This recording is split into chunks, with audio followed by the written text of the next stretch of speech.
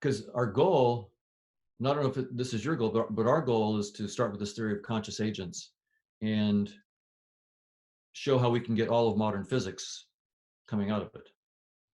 Right? Yeah. Because we're trying to solve the hard problem of consciousness. I know. And so all of my colleagues are starting with space, time, and matter and trying to boot up consciousness, and that's failed. So we're just doing the obvious turnaround. Start with consciousness, give it a mathematically precise formulation and a dynamics, and then use that to boot up space, time, and matter. So we solve the hard problem the other way.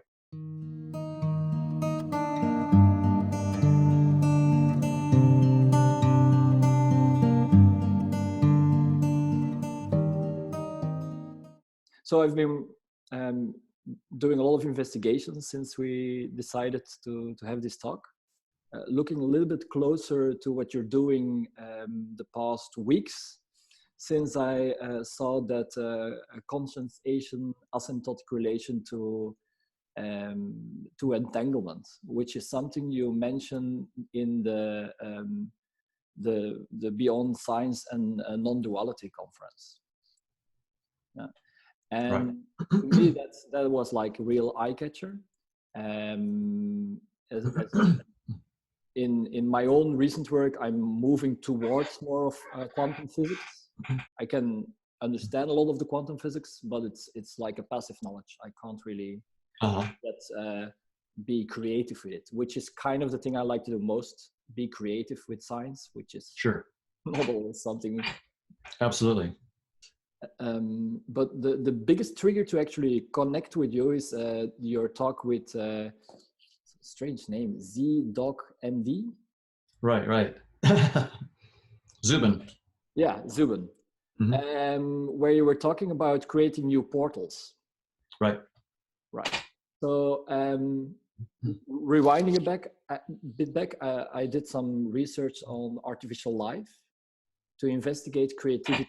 So maybe you know my first advisor. He's called Walter van der Velde. Okay, I'm not familiar, but yeah. So together with Luc Steels, they created the artificial lab here in Brussels. I've heard about Luc. Yeah. And we had like conferences in 2004 on machine consciousness. I don't know if you know about those. And we had the ASSC conference, the conference on consciousness. Okay. In Antwerp in 2004 as well. So there I actually talked to people like Charlesman and many of. So it's basically how I got to know the people from machine consciousness. But I figured out that the thing I was doing with my promoter doesn't really resonate with what they want to do. So we were looking specifically at creativity. Okay. So the question was like you could see that machine learning was capable of finding the first like molecules in big databases. So there was a lot of fuss at that moment. Right. And we just said like, okay, let's claim that they can do what now deep learning is capable of doing. Do we actually know anything about higher levels of machine learning? So that was a target, and so we started doing this artificial life experiment. With the method we were using was like something we used from programming modeling. Actually, it's we called abstraction first. So you take like this like this object-oriented architecture view. You try to understand like, okay, if there's a system architect, we look at the details later. That probably should be doable by machine learning, but let's just assume and then see what we can get up. And out of it came a feedback system. And I actually have a paper in Vienna for systems and cybernetics, where I was trying to explain that the feedback system could tell something about Gestalt. So that was the thing. Okay. And then at the conference on consciousness, of course, we start talking deeply about the hard problem. Right. And trying to actually say like I want to take this as an applied science view on how to approach that.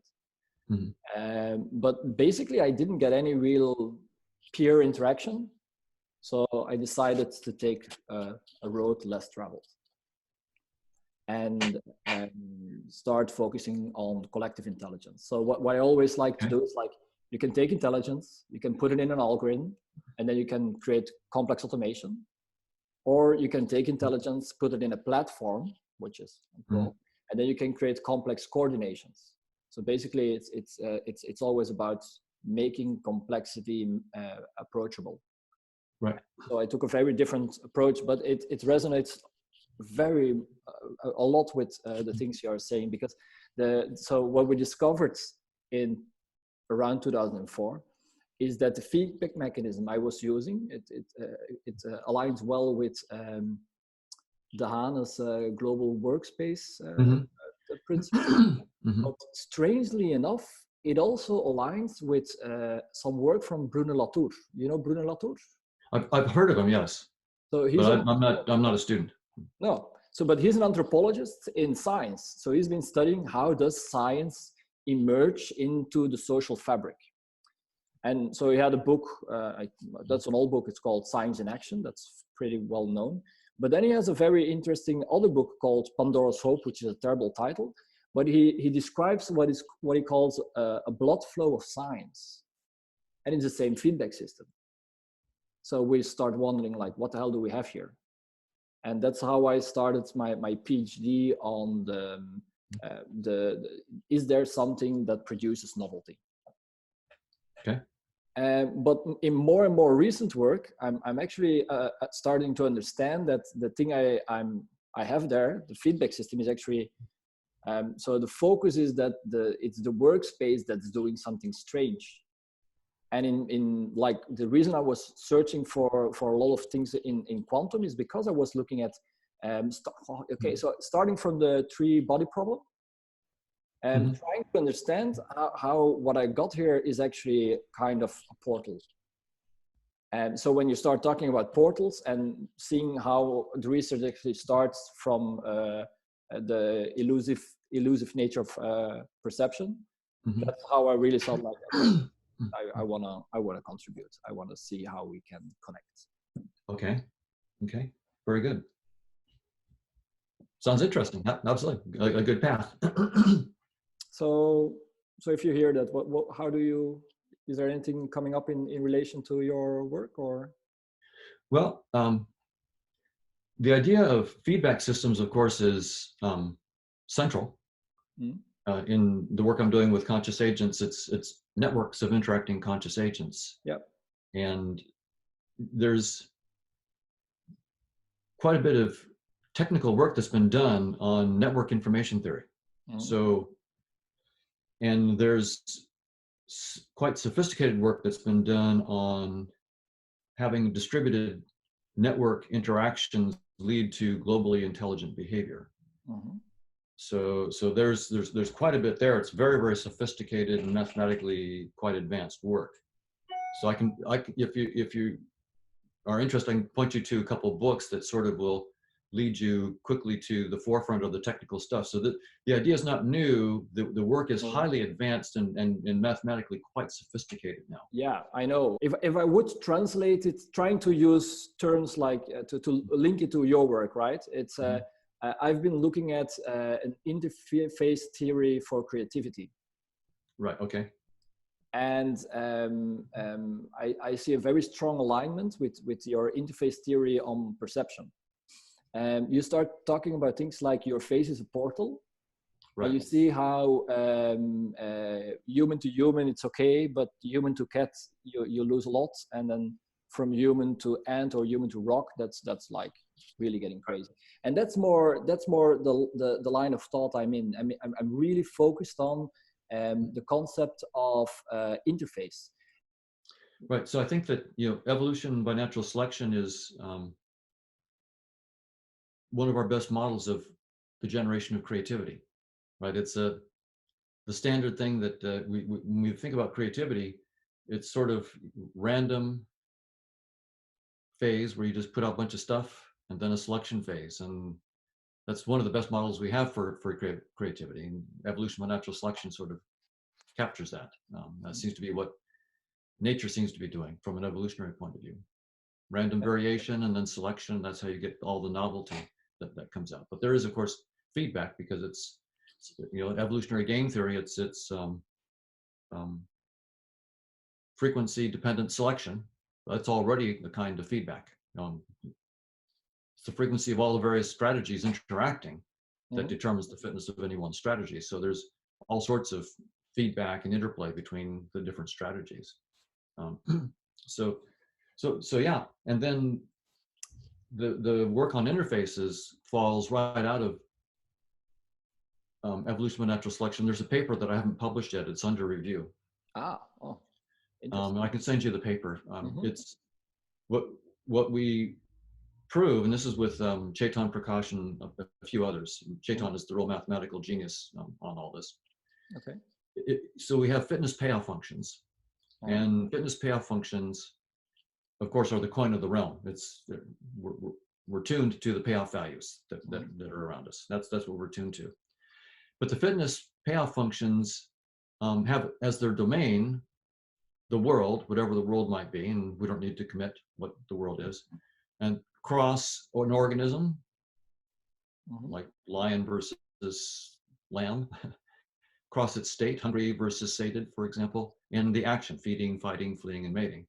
So the fitness payoff functions are functions from world, cross organism, cross state, cross action into some, say, totally ordered set, maybe the integers from 1 to n or something like that, where 1 means the least payoff, n means the greatest payoff. And the question that you can ask is, and this is where interfaces start to come up, what is the probability that a fitness payoff function will be a homomorphism of structures in the world, whatever the world might be? So we don't need to commit to what the world is. We don't need to commit what structures it might have. We can ask for any candidate structure, like a total order, a topology, a measurable structure, some kind of group structure, and so forth. We can ask, what is the probability that a generically chosen payoff function will be a homomorphism of that structure? And so what we do in this paper is we let the world have m possible states, and the payoff values have n possible levels. And so that we can actually do combinatorics. We can literally count the total number of payoff functions, and we can literally count the number of functions that are homomorphisms, say of a total order, or of a measurable structure, or of symmetric group, or a symmetry group. And then we can take the limit as the number of states in the world and the number of states of the payoff values go to infinity, and we can literally get the answer of what is the probability. So it's an unbiased probability measure. It's the canonical measure that you'd want to use. That's why we did it in this way. It's the result is canonical, and the answer in each of the cases I mentioned, measurable structures, symmetry groups, permutation groups, and total orders. In each case, the limit is precisely zero. Precisely zero. Oh. And no surprise, for a function, a fitness payoff function, to be a homomorphism, it has to satisfy an equation. Almost no randomly chosen functions will satisfy the equation. And so it's that simple. The only way evolution could tune our senses to the structures in the world is if the payoff functions that govern selection, natural selection, themselves are homomorphisms of those structures in the world. If the payoff functions are not homomorphisms of those structures, they erase, the payoff values erase information about the structure of the world, and therefore natural selection could not tune us to those structures. And what we show is that generically, with probability 1, payoff functions erase the structure of the world. They're not homomorphisms. So that then leads directly to the notion that what we're seeing is not reality at all, the structure of objective reality, whatever it is. And notice, I don't need to commit to what objective reality is. I'm just saying whatever structure it might have, we don't see it. So what this tells us is that the very language, the predicates of perception that have been shaped by natural selection are unrelated to structures of the world. So the very language of our senses could not possibly be the right language to describe objective reality. There's the end of the road. That means the language of our perceptions is just some kind of user interface that lets you stay alive, get the fitness payoffs that you need, but doesn't show you the truth. And so it's not that our senses are a little bit off, that we get the shape a little bit wrong, the colors a little bit wrong. It's literally that the language of space and time and objects is the wrong language. Yeah, so I'm following there fully, but the thing, so that's why, because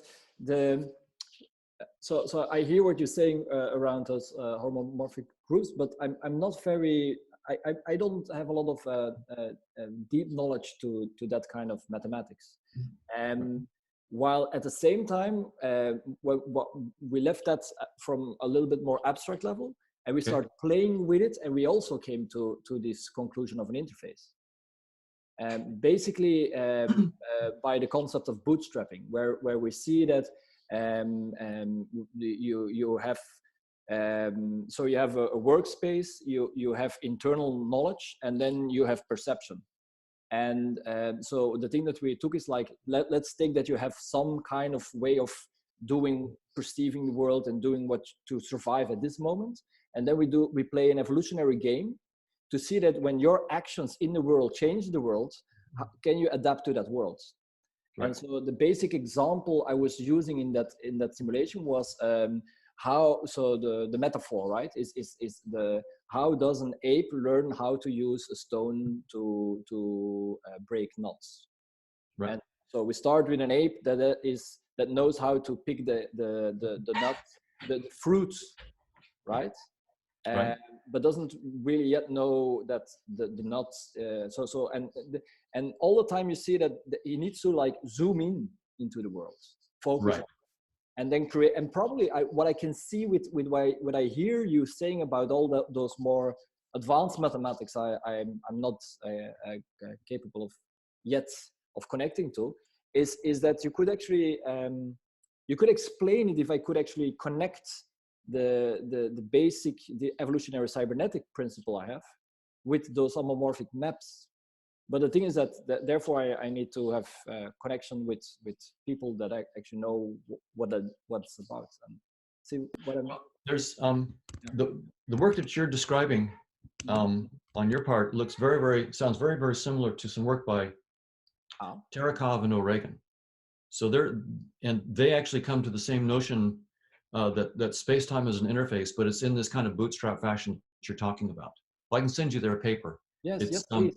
That would help. They actually, it's again mathematically quite rigorous. It's actually a theorem and a proof, which is where I like to go whenever possible, because then we know precisely what we're talking about. So they actually have this bootstrap idea, but mapped out where they show precisely how space-time can emerge as a bootstrap and just an interface. Okay. So that it doesn't have to be reality. It just comes from successful action and perception loops. Yes, indeed. That's a little bit the line I started with. Right? That's right. So I think you'll really enjoy this paper because it takes that idea, makes it razor sharp, and proves the theorem. Okay. And it shows you how to get space-time. So I can send you, but it's by Terekhov, T-E-R-E, I think K-H-O-V, and O'Regan, O''Regan. Even if you just Google, Google Scholar those names, you'll come up with the paper. And what's the name of the paper? Let me see if I can find this. The paper is called Discovering Space - Grounding Spatial Topology and Metric Regularity in a Naive Agent Sensory Motor Experience. And it's on the archive in 7 June 2018. But I can send the paper to you if you want. Yes, please send it. Right. So, okay. But it's basically, he's saying we start with a naive sensory motor system, and it boots up space and time in its topology. Oh, but it does it with mathematical rigor. They actually show precisely how to do this. So it's nice because there's, of course, programming is very, very powerful, but that's what we do until we can actually, that's what I did with the evolutionary stuff, just to see if I was in the right neighborhood. Once the evolutionary game simulation showed I was in the right neighborhood, then the next step is to go mathematical and actually prove a theorem. That's when you actually know what's really going on. Yeah. If possible. And sometimes things are too complicated and you can't. But in this case, it's not. So they actually show you with mathematical precision how to get space-time out of it in a bootstrap kind of fashion. Mhm. Mhm. Okay. So I will look at that because that's interesting. I think that one of the biggest questions I'm having towards you is related to constant agents asymptotic. Okay. That's that because I've noticed the mention, and I've seen a little bit about it in the what was it again, your psychological mathematics you're referring to, but I'm kind of very interested in how that emerged, and what is the first paper you mentioned that, because I'm working on a working paper and I want to refer to it, but so yeah, on the asymptotics, there's I have a paper called Objects of Consciousness. okay. It's online. If you actually just Google my name, Hoffman, and Objects of Consciousness, it's free online, but I can send you a link if you can't find it. And there we present our theory of conscious agents. Yeah. So it's the mathematical theory of conscious agents. And at the very end of the paper, we then have a section where we talk about the relationship of the dynamics of conscious agents to the physical world. And we propose, so we spell out this proposal in some detail about the asymptotics. And I can say a little bit more about what I think is going on there, but that paper has we actually, paper of 2014, right? yes, called Objects of Consciousness. Yeah. Oh yeah, but that's I send the link to that. That's the one, I guess. Yeah, that's the one I've been looking at. But it's So at just the very end, short. I mean, I want more. okay. Well, right. We're working to cash that out, so I can tell you the ideas that we're working on that. Because our goal, and I don't know if this is your goal, but our goal is to start with this theory of conscious agents and show how we can get all of modern physics coming out of it. Right? Yeah, Because we're trying to solve the hard problem of consciousness. I know. And so all of my colleagues are starting with space-time and matter and trying to boot up consciousness, and that's failed. So we're just doing the obvious turnaround. Start with consciousness, give it a mathematically precise formulation and a dynamics, and then use that to boot up space-time and matter. So we solve the hard problem the other way. Yeah, I know. That's. I mean, I've actually what I mean with walking the road less traveled. Right. That I've been looking at the same thing, but I didn't have like interaction to go deeper into the mathematics or the peers to actually discuss how to build the mathematics.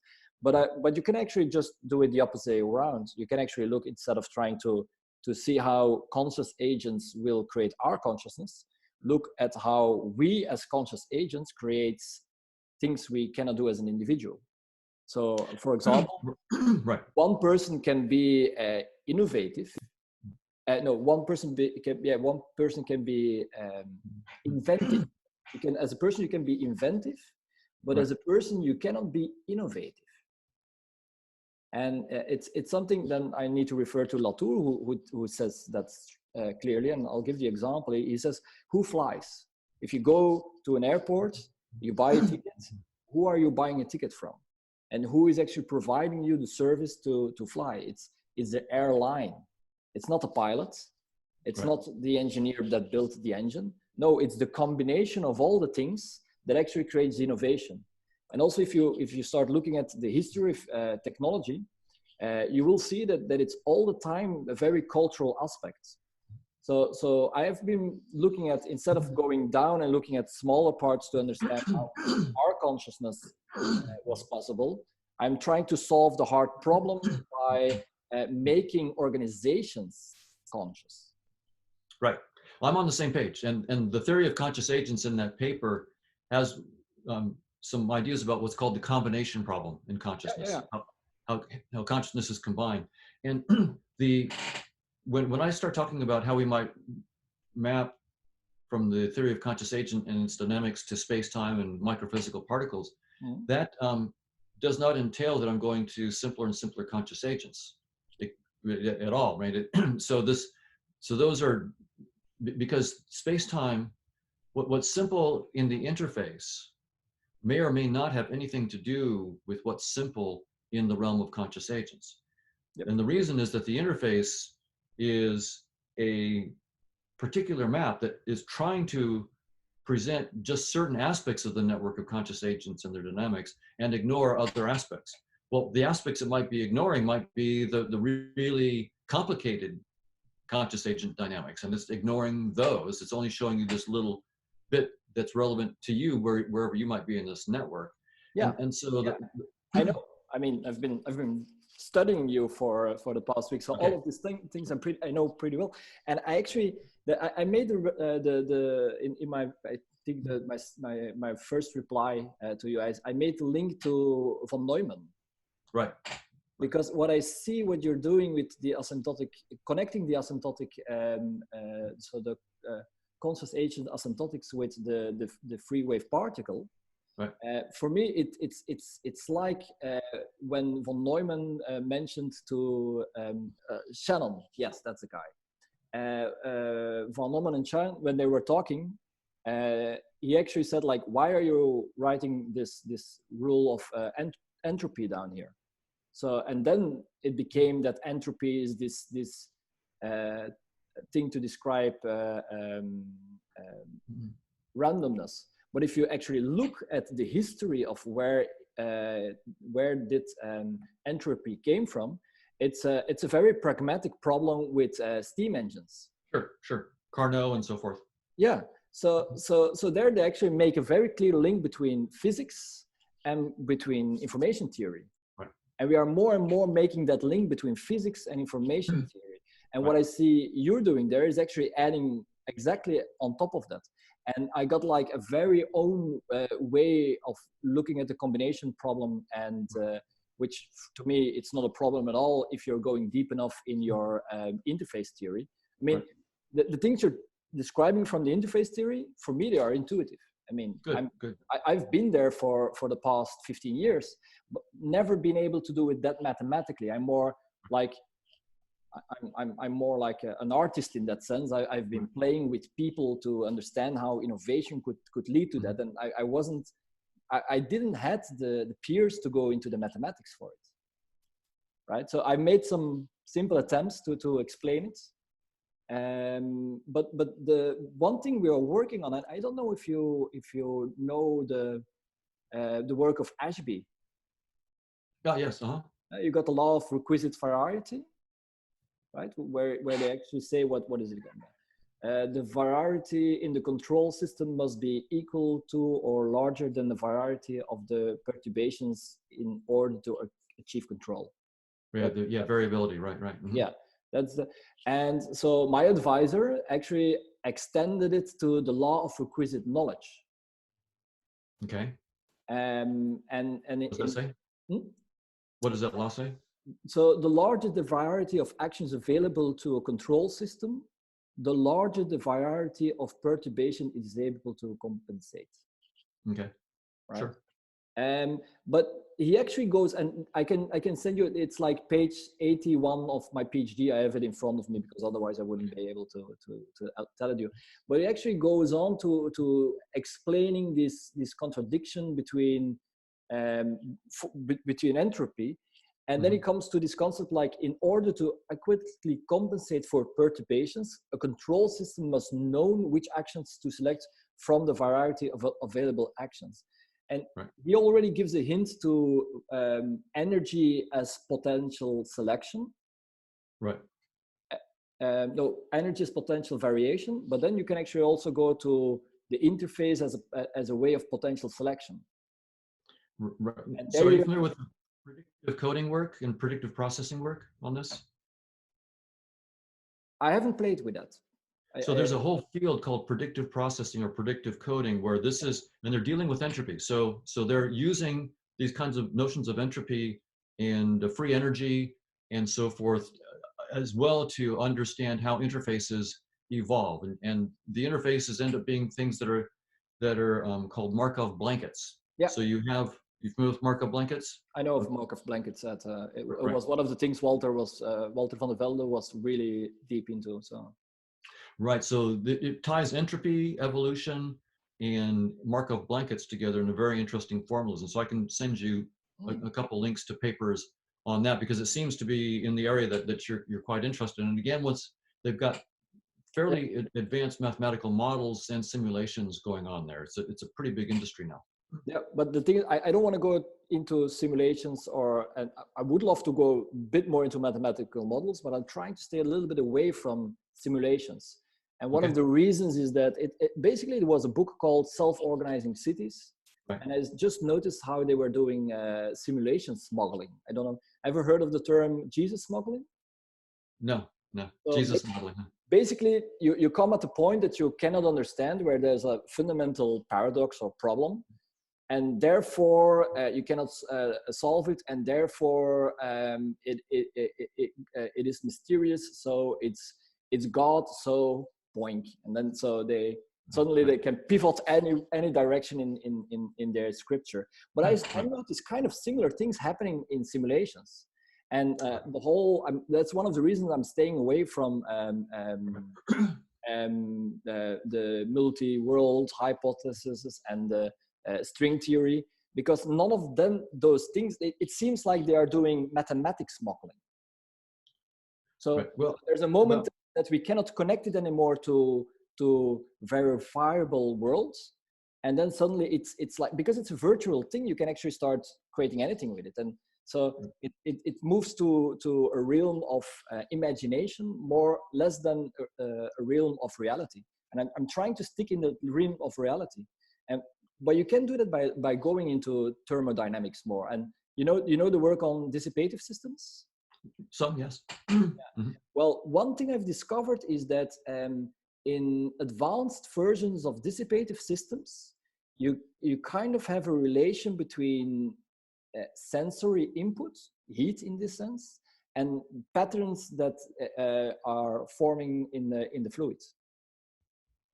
Sure. Right. And so I'm using that to actually try to argue about how we can perceive the interface even in physics. How we can start understanding how from a fluid dynamica the interface is being selected. Right.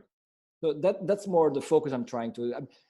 I would love to connect with people who are deeper into the mathematics to make it rigorous, right? But that's not my focus. I can tell you where I'm headed on this. Okay.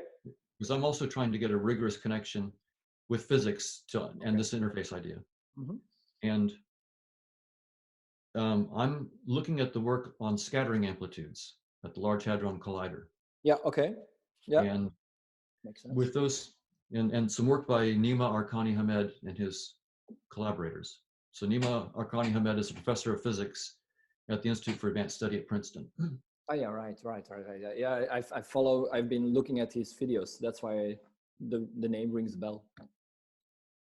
So what he and other physicists have been going after is that the idea that when you put quantum mechanics and gravity together, you come to the inevitable conclusion that space-time is doomed, that space-time is only an approximate concept, and that we need a completely different and deeper realm and mathematical modeling of dynamics in a deeper realm. And we need it for practical problems like computing the scattering amplitudes of particle collisions at the Large Hadron Collider, like 2 gluons hitting, 4 gluons coming out, things like that. And so what they've discovered is that the standard way of computing these scattering amplitudes using Feynman diagrams, which make space-time and unitary evolution manifest in the computations. You get all these virtual particles that you have to compute, and you get a really ugly mathematical expression, hundreds of pages of algebra that have to be computed to evaluate the scattering amplitude for just one collision, say 2 gluons in, 5 gluons out. Could be 1,000 pages of algebra. And they couldn't do that on supercomputers yet a billion times a second, to do the experiment. So they asked the theoreticians to simplify the math somehow. Yeah. And roughly 30 years ago, some mathematicians went after it and turned 100 pages down to 10 pages, which is, an amazing feat. Yeah. And then a year later, they turned it down into one term. Oh. And that one term allowed you to compute it by hand trivially, and it gave you the right answer.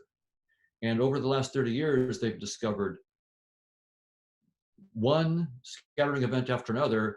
They can get rid of all the nasty Feynman diagram computations and turn it into 1 or 2 terms that give you the right answer.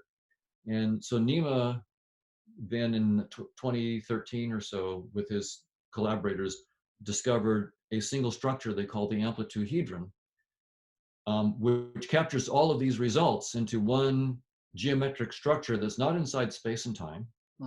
And it has symmetries that are symmetries in the data, but are not symmetries that can be expressed in space-time.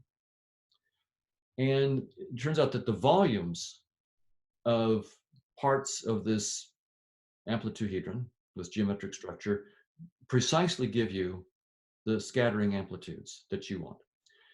And so what we're seeing is that if you force yourself to stick in space-time, you get ugly, nasty mathematics, very, very complicated, and you can't see symmetries that are there. If you let go of space-time, you can go to a deeper realm where the symmetries are apparent and the computations become trivial. And what's happening at this deeper realm, the dynamics seems to be at a very, very fundamental level, just permutations.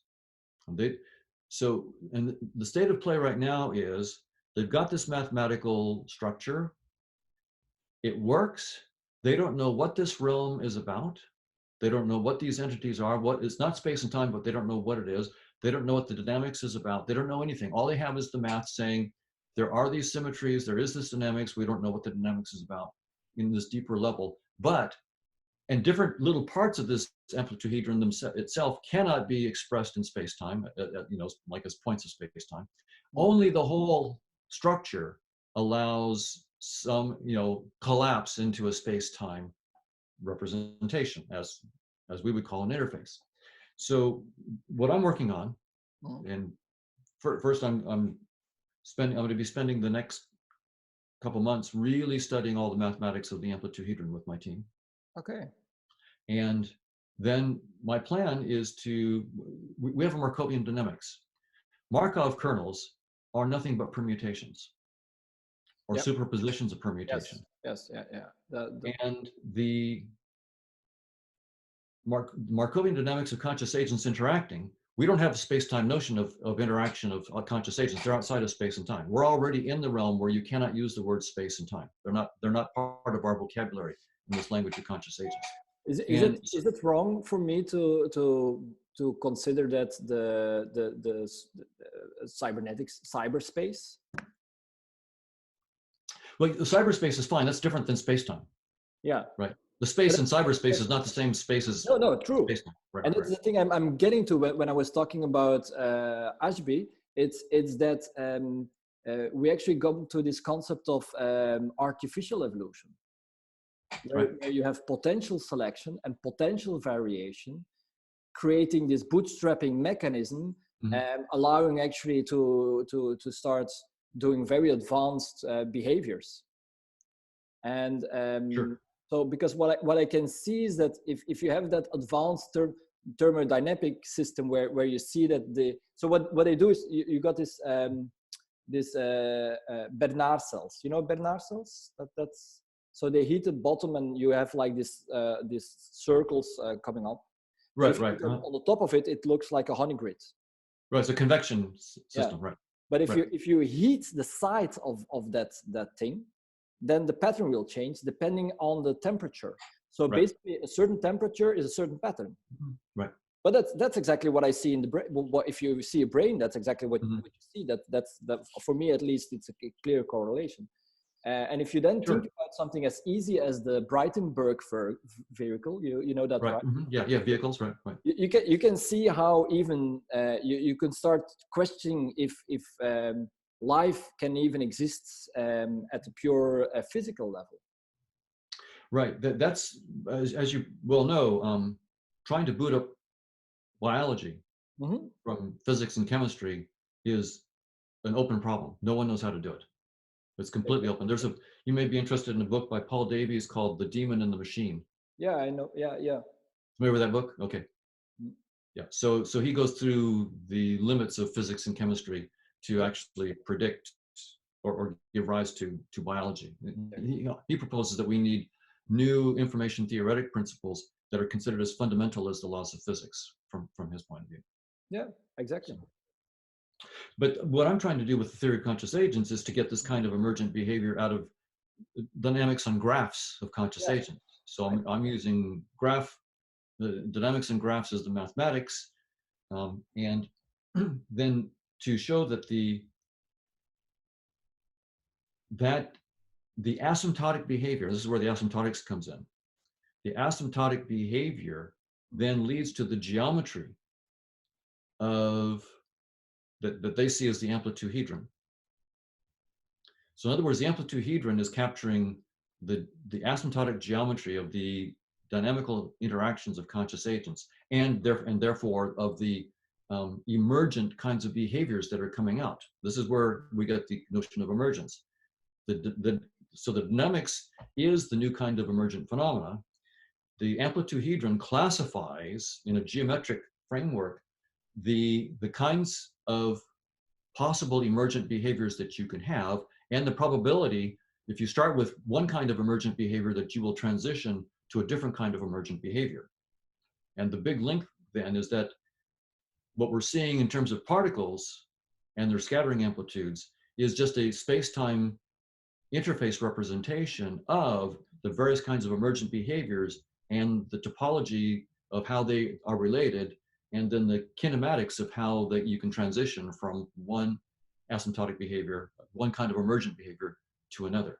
So that's sort of the big link that we're trying to make. And if I can do this with my team, the idea is this, that we would then see what Nima and his team and the physicists have done is they show a path. If you have the amplituhedron, they show how you can boot up quantum field theory. Do you see a relation with knot theory? Probably. I've not seen Nima make an explicit connection with it, but I wouldn't be surprised. But they give a path from the amplituhedron to modern physics. If I can make a path from the dynamics of conscious agents on graphs I'm working on, show that the emergent behaviors, the emergent intelligence that comes out of that, which we look at as the asymptotic dynamics, that maps right into the geometry of the amplituhedron. If we can make that mathematically rigorous connection, then we will have a link all the way from consciousness being fundamental to how space-time and physics emerges as an interface. So that's my big picture. That's where I'm focused for the next couple of years. There are other collaborators I'm working with that actually pointed out to the relation with the novelty mechanism and knot theory. So I'm now really wondering, if I'm hearing you, like, in what way can knot theory be that hammer to or leverage in your mathematical models? I don't know, but it's an open question. Maybe it's worth looking at. It's absolutely worth exploring. And in fact, one thing that my team will be looking at is that we have a few models of how agents can combine to get emergent behavior.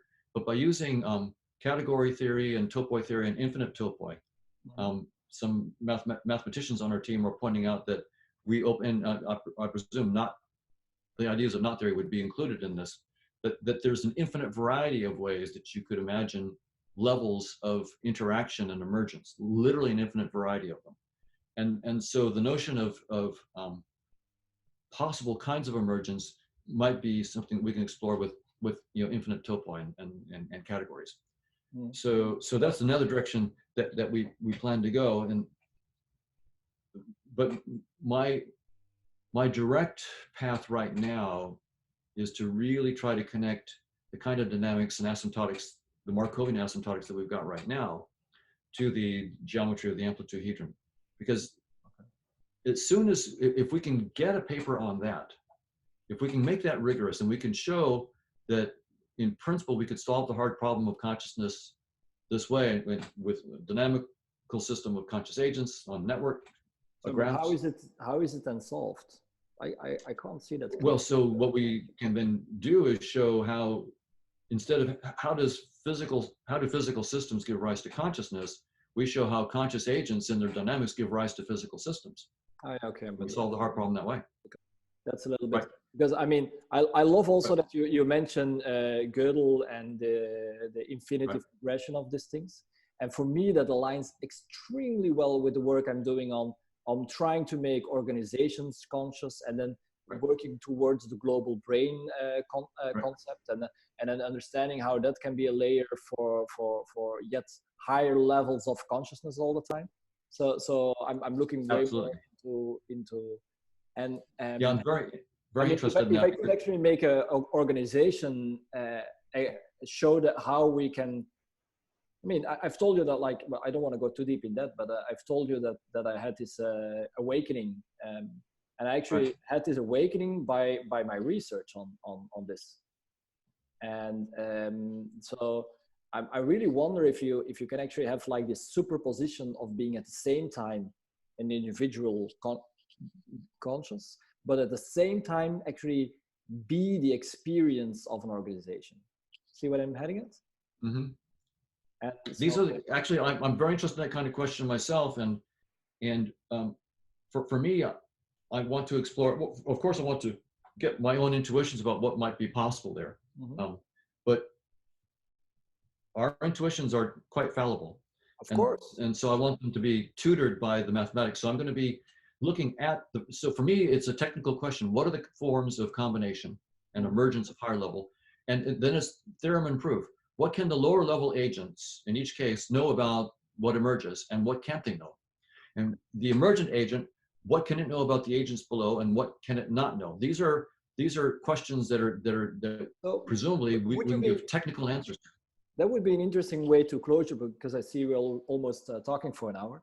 But would you be interesting to see how we can apply your mathematics to the emerging concepts around spiral dynamics and the teal forms of organization? So there's a lot of work on trying to work towards a living system version of an organization. And I would mean, if you could actually try to show how your mathematics could actually tell anything about how to make more better businesses, better organization structure, that it would already have an economical impact on as well. So that would be, I think that would be an interesting way to. Right. I think that there could be cross-fertilization of ideas that, for me, it's the technical question of, just theorems and proofs about the ways conscious agents could combine, and looks like there's perhaps a potential infinity of ways to explore, but to get ideas from, successful businesses and so forth about successful organizations, to take insights wherever we can get them from, the thermodynamic examples where you heat up a fluid and you get the cells emerging and so forth. Sure, we should take all of those as fodder for good ideas to analyze this problem. But ultimately, what I want to do is get theorems and proofs about the emergence and what can be known.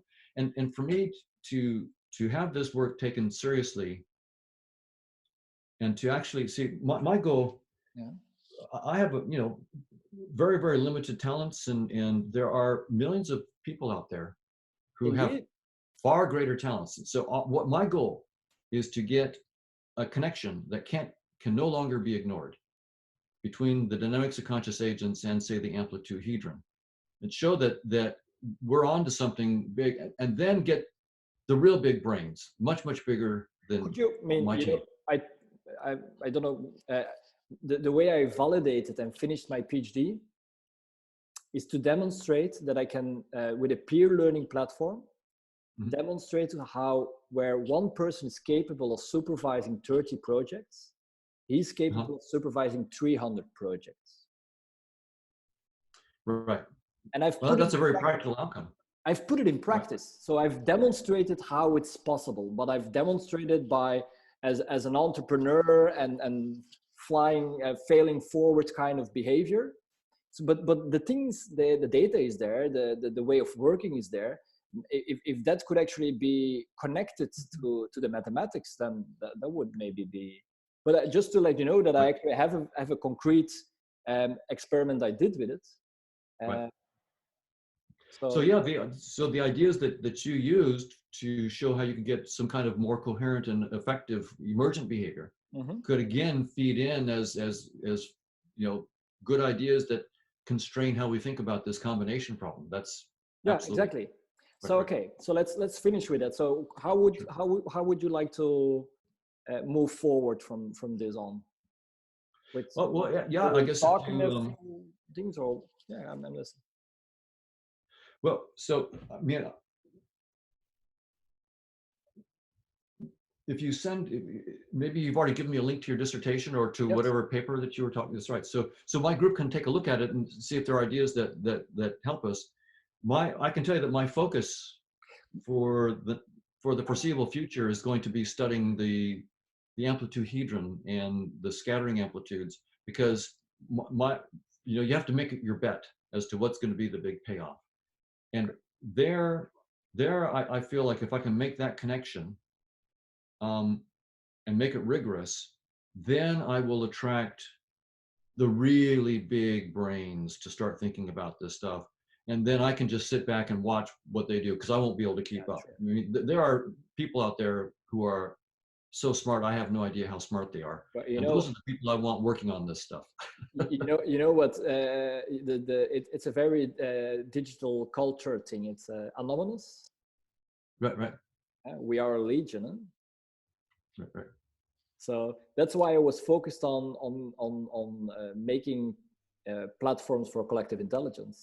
So make the legion emerge itself. So that would be an interesting thing. Can we actually push it to the collective and make them solve it? Yeah. Right. What they call swarm intelligence. Right. Yeah. Well, I'm going one step ahead, because swarms are still less organized. Yeah, there is this artist. I don't know if you ever looked at it, because it's very beautiful things. It's a Dutch in the Netherlands artist called working on a concept called strandbeest.